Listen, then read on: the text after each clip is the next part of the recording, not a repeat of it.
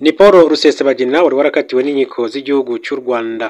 Paul Rusesabagina wahamijwe ibyaha by'iterabwoba n'inkiko zo mu Rwanda nyuma akaza kurekurwa ku mbabazi za Perezida wa Repubulika, yongeye kumvikana mu itangazamakuru avuga ko atazarekera gukora politiki bitandukanye n'ibyo yari yiyemeje asaba imbabazi.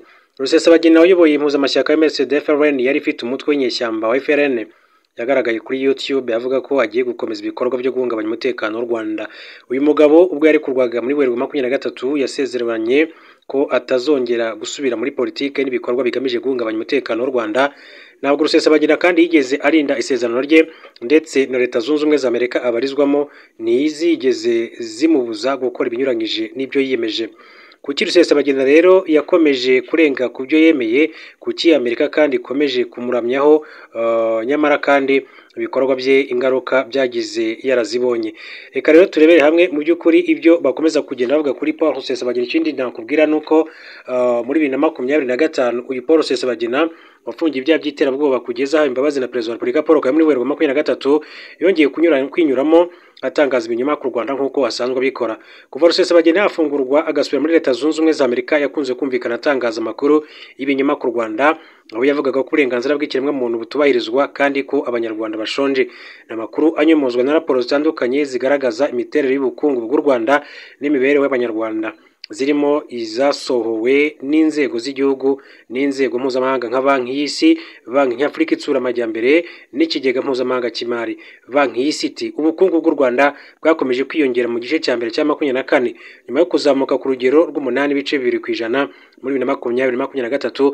Umusaruro mbumbe warwo wazamutseho 9.7% mu gice cya mbere cya 2024.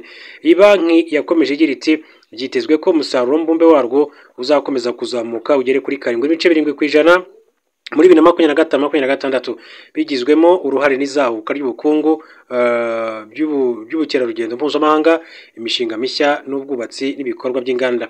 Guverinoma y'u Rwanda ikomeje kubaka inkingi mwikorezi z'iterambere rirambye, ariko Rusesabagina yavuna ibiti mu matwi, ntabona ibyo abanyarwanda b'abanyamahanga babigize amahirwe yo kugera muri iki gihugu babona.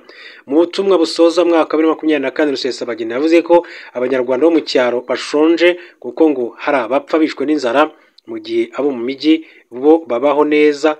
Bisa naho rero atazi ko iterambere risaranganywa bose mu Rwanda nk'uko byose begerejwe inzego z'ubuyobozi. Ibyo uyu musaza rero avuga bihabanye n'ukuri. Abantu barapfa mu Rwanda nk'ahandi hose kuko na Rusesabagina imyaka 70 y'amavuko ruramutegereje, ariko bazira impfu zisanzwe zirimo uburwayi butandukanye n'impanuka z'ibinyabiziga. Abakene bahabwa ubufasha bwihariye binyuze muri gahunda zirimo VUP Girinka Munyarwanda no gufasha abahuye n'amapfa. Rusesabagina ati urwo Rwanda ndaruzi, nanjye baramfashe, ati baranshimuta barunjyanamo ndetse nararubonye. Ati nabonye za Rwanda ebyiri, u Rwanda ruri muri Kigali, ati nazengurutse Kigali hose aho basenyera uwo bashatse wese, ati bakamutwikira. Wakwibaza uko Rusesabagina yazengurutse Kigali yose mu gihe ubwo yafatirwaga ku kibuga cy'indege mpuzamahanga cya Kigali muri Kanama 2020 yakomereje muri kasho y'urwego rw'igihugu rw'ubugenzacyaha no mu igororo rya Nyarugenge. Agifatwa yagaburirwaga amafunguro yahisemo atumizwa muri hoteli. Iryo funguro yari yahabwaga riherekejwe n'ikirahure cya wine, ndetse mu cyumba cye habaga harimo akabati kahoraga iteka kuzuye imbuto kugira ngo rero atangira ikibazo na kimwe. Icyo benshi rero bibaza ni ukuntu umuntu yavutswa uburenganzira bwe yarangiza agasabwa kuvuga icyo ashaka cyose akagihabwa. Abajyaga kumusura aho yari afungiye yari afite ibyo abazimanira, kandi ibyo ntabwo ari we wabiguraga, ahubwo byari byarashyizwe mu cyumba cye kugira ngo rero abone ibyo yifuza byose. Nyuma yo gufungurwa Rusesabagina yakiriwe na ambasade ya Katari mu Rwanda, akomereza i Doha mbere yo gucyurwa mu rugo rwe ruherereye muri Texas muri Amerika.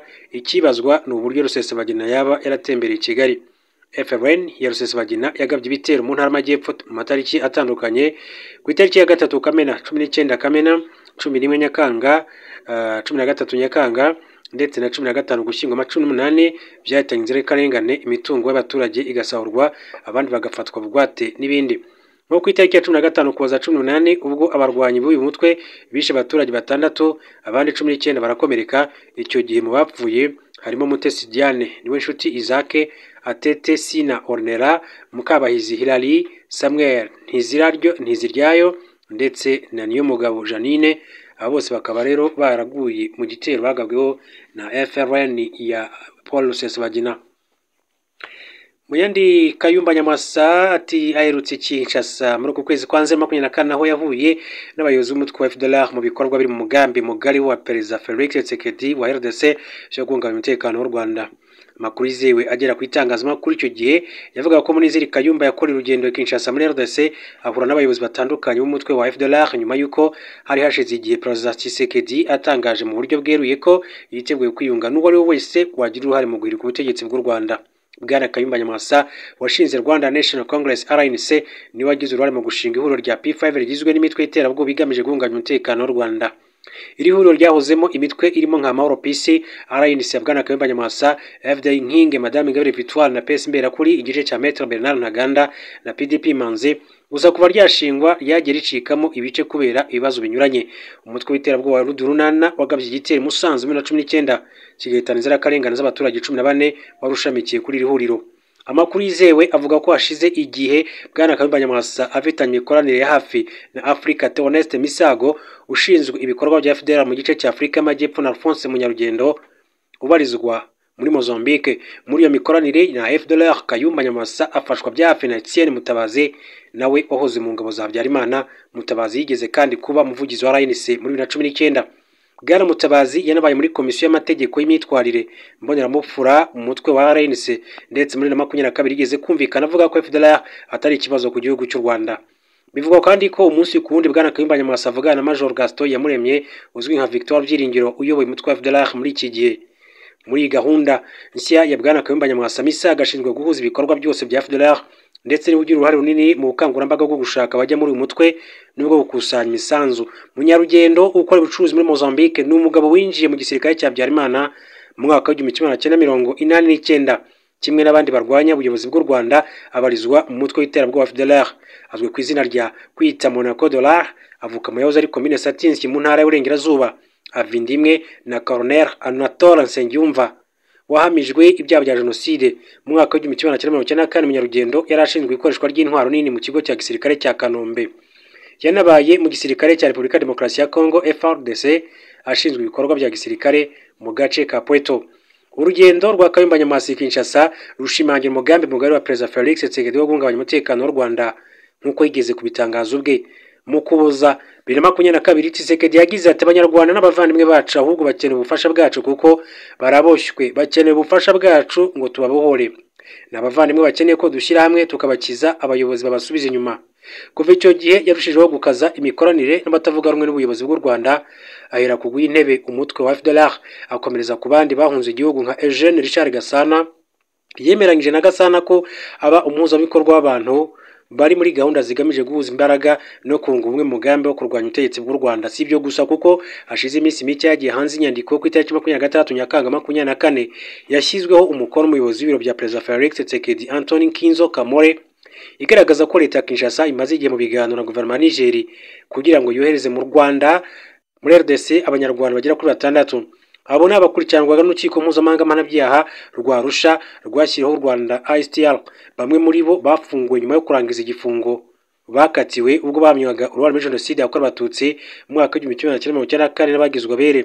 Barimo Capitaine Sagahutu Innocent, Nziyoneme François Xavier, Mugiraneza Prosper, Nezeryaye Alphonse na Gerura André, Zigiranyirazo Prote n'abantu bari bakomeye muri leta ya Habyarimana yateguye jenoside. Muri bo babiri bahoze mu nzego nkuru za gisirikare nka Major François Xavier Nzoneme wari ushinzwe urwego rw'ubutasi bwa gisirikare na Capitaine Innocent Sagahutu wari umwungirije. Zigiranyirazo uzwi nka Zed uretse kwitaba Imana muramu wa Perezida Habyarimana akaba musaza wa Gata Habyarimana. Nteziryaye Colonel uyu wayoboye ishami rishinzwe imyitwarire mu gisirikare mbere ya jenoside Military Police. Abaprefe wa Butare mu gihe André Ntagerura na Prosper Mugiraneza bahoze muri guverinoma mu gihe cya jenoside. Aba bose nibo Perezida Felix Tshisekedi akomeje gukusanya kugira ngo bagire uruhare mu guhungabanya umutekano w'igihugu cy'u Rwanda.